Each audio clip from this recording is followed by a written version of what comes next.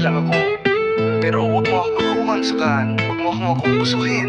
Pag hindi mo nakuha ang gusto mo, bigla ka na lang madilim ang tingin sa akin. Simula nung pandemic, may galit ka na raw na tinatago. Pero teka, motor ko ginamit mo nung bagsak ka. At nakitira ka pa sa bahay ko. Ngayon may lihim ka palang galit. Grabe ka bro, plastic. Nabalitaan ko, nag-away pa kayo ng kamag-anak natin. Nagbitaw ka ng salita, hindi na ako pupunta dyan. Pero bakit palagi ka nandyan ngayon? Walang bakas ng ganit, parang walang nangyari. Kung may sinabi ka, panindigan mo. Di lahat titiisin ang ugali mong ganyan. Ayusin mo muna sarili mo bago magturo. Kadalasan yung tinulungan pa ang unang kumagat. Nag-chat ka sabay block, parang suntok na di tinuloy. Di kita napagbigyan, tapos ako pa ang masama. Madamot mayabang, salamat, wala. Pero ako pa rin ang kontrabida. Pag di kaya ang luho, wag mong iasa sa iba. Responsibilidad mo yan, di yan excuse. So drama may gusto ka, pagtrabahuan mo. Ikaw may utang na loob, di pwedeng laging may tagasalo sa galaw mo. Di ako gamit, di ako backup mo. Pag may kailangan ka lang, saka ako kilala bro. Pero pag tumanggi ako agad ang masama.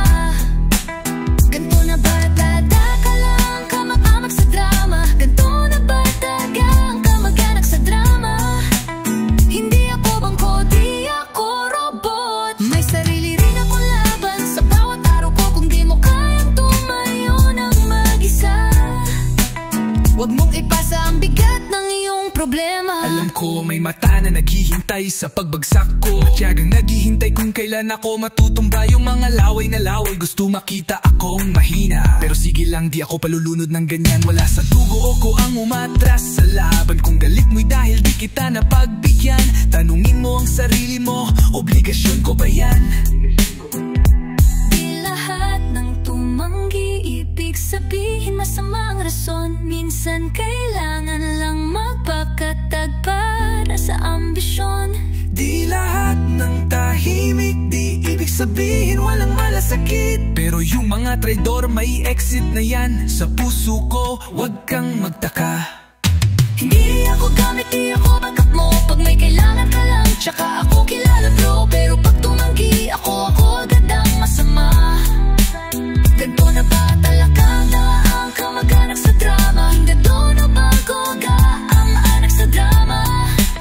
Hindi ako bangko, di ako robot. May sarili rin akong laban sa bawat araw ko. Kung di mo kayang tumayo ng mag-isa, wag mong ipasa ang bigat ng iyong problema. Salamat na rin sa paalala na di lahat ng tinulungan may alaala. Ngayon sarado na ang pinto para sa kamag-anak na puro kwento. Pero respeto, wala kaya hanggang dito na lang. Totoo.